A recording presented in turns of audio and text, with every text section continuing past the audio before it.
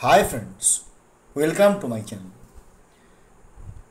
আগামী 4th August 2025 যারা আমরা ডিএ আন্দোলনকারী বা পশ্চিমবঙ্গের বুকে একটা অত্যন্ত গুরুত্বপূর্ণ দিন।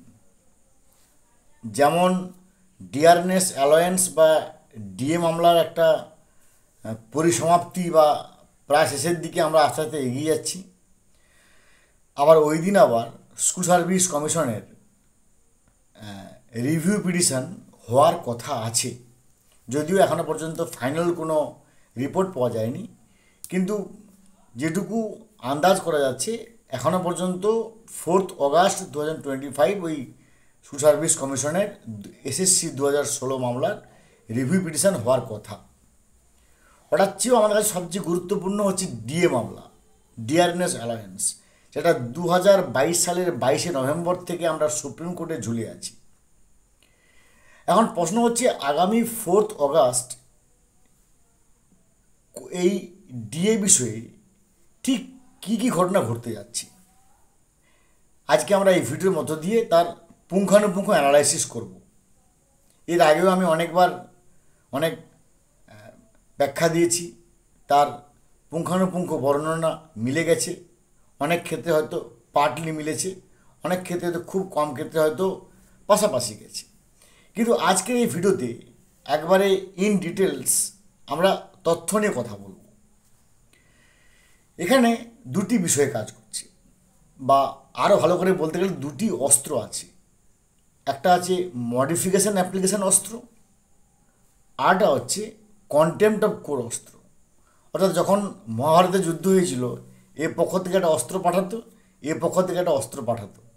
তেমনি একই রকম এই ডিএ মামলার ক্ষেত্রে যারা এসএলপি দাখিল করেছি, আমাদের ওয়েস্ট বেঙ্গল স্টেট গভর্নমেন্টের তরফ থেকে দেওয়া আছে মডিফিকেশান অ্যাপ্লিকেশান।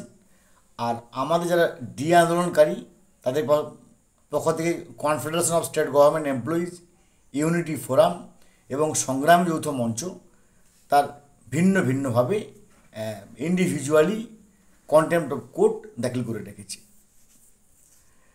প্রশ্ন হচ্ছে কোনটা আগে উঠবে, মডিফিকেশান অ্যাপ্লিকেশান আগে আলোচিত হবে নাকি কন্টেম্পট অফ কোর্ট আগে আলোচিত হবে, নাকি 4th অগাস্টের নর্মাল শুনানি আলোচিত হবে?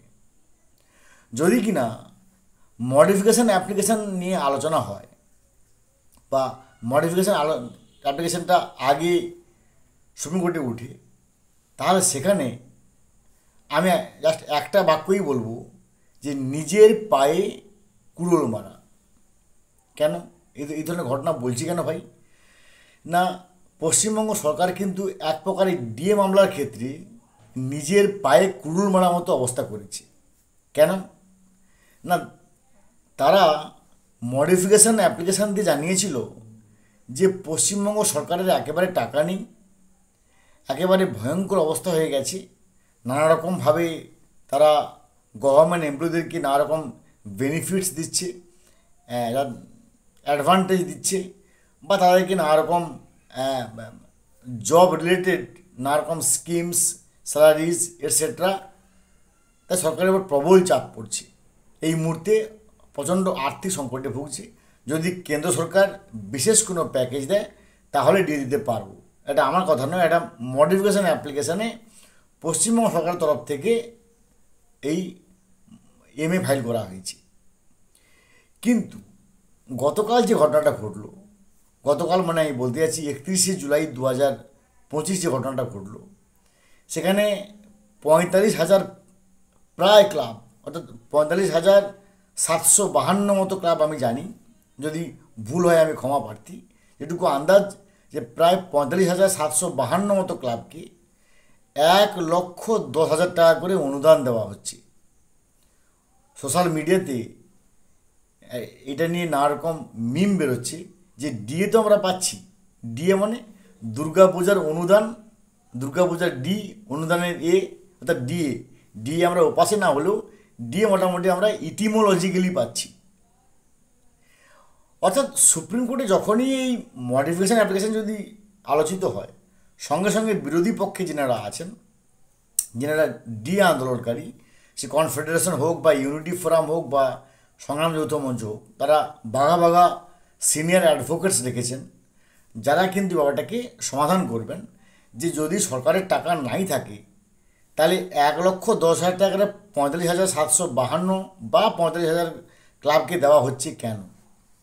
তাহলে নিশ্চয়ই টাকা আছে সরকারের, সরকার দিক, আমাদের কোনো অসুবিধা নেই। ক্লাবকে দিক বা কোনো মঠকে দিক, মিশনকে দিক, মসজিদকে দিক, মনস্টারিকে দিক, আমাদের কোনো অসুবিধা নেই, অবশ্যই দেবে ভাই। কিন্তু তাহলে দিয়ে দেওয়ার জন্য নিশ্চয়ই টাকা আছে, তার মানে নিজের পায়ে কুড়োল মেনে নিল, এর পরিণাম কিন্তু ভয়ঙ্কর হবে। এবার আসি অন্যদিকে, contempt of court. Contempt of কোর্টের ক্ষেত্রে এখানে 3টে ঘটনা করতে পারে। মানে যদি ধরে নিই যে কন্টেম্প্ট অফ কোর্ট মামলাটা সুপ্রিম কোর্টে প্রথমে উঠলো, এখানে 3টে ঘটনা ঘটবে। প্রথম হচ্ছে সুপ্রিম কোর্ট, মানে আমাদের ভারতবর্ষের আইনটা হচ্ছে অনেক সময় নেয়, এটা time consuming matter. Supreme court প্রথমেই বলবে স্টেট গভর্নমেন্টকে, আপনারা হলফনামাতে দাখিল করুন কেন আপনারা কন্টেম্প্ট অফ কোর্ট মান্য করেননি, কেন আপনাদের বিরুদ্ধে রুল জারি করব না, তাই একটা হলফনামা দিয়ে প্রকাশ করুন, করতে পারে। আবার directly contempt of court punishment issue করতে পারে। পশ্চিমবঙ্গের চিফ সেক্রেটারি বা সিএস এবং পশ্চিমবঙ্গের এই যে ফিনান্স ডিপার্টমেন্টের যিনি আছেন প্রিন্সিপাল সেক্রেটারি, তিনার বিরুদ্ধে রুল জারি করতে পারে। 2 নম্বর ঘটনা। আর 3 নম্বর ঘটনা হচ্ছে পুরো এসএলপিটাকে খারিজ করে দিতে পারে। কারণ যেহেতু আপনারা 35,752টা ক্লাবকে টাকা দিচ্ছেন, মানে তাহলে আপনারা মিথ্যে কথা বলে এই মডিফিকেশান অ্যাপ্লিকেশানটা ফাইল করেছেন সুপ্রিম কোর্টের কাছে। আপনারা একটা ইকুইভোকাল স্পিচ দিয়েছেন। এই যে ইকুইভোকাল, তার মানে টাকা আছে অথচ আপনার টাকা নেই বলে আপনারা চেঁচাচ্ছেন, তার মানে নিশ্চয়ই মিথ্যে কথা বলেছেন, মিথ্যা লাভ করেছেন। তাই পুরো এসএলপিটাকে খারিজ করে দেওয়া হবে। আর যদি এসএলপি খারিজ হয় কী হবে জানেন? তার মানে ট্রাইব্যুনালে যা রাখা আছে, হাইকোর্টের যে অর্ডার দিয়েছিল একেবারে ফুল 100% ডিএ মেটাতে হবে, তখন কিন্তু সেই ক্ষেত্রে পড়ে যাবে। অর্থাৎ 25% ডিএ না দেওয়ার ছলনায় অতি চালাকের গলায় দড়ি করতে গিয়ে আবার 100% ডিএ দিতে হয়, এমনও কিন্তু অবস্থার সম্মুখীন হতে পারে। তার কারণটাই হচ্ছে যে কথাটা আমি যে কথাটা দিয়ে আমি ভিডিও শুরু করেছিলাম, যে নিজের পায়ে কুড়োল মারা। এই 45,752 ক্লাবকে এই মুহূর্তে 1,10,000 টাকা ঘোষণা করার সাথে সাথেই এই নিজের পায়ে কুড়োল মারার এই যে ফ্রেজটা কিন্তু অ্যাক্টিভ হয়ে গেছে। এবং তার মানে 4 অগাস্ট আমরা একটা হাসি মুখ দেখব, আমরা একটা খুশির খবর পাবো, এইটুকু অন্তত আশা করতেই পারি। ভালো থাকুন, have a good day, thanks.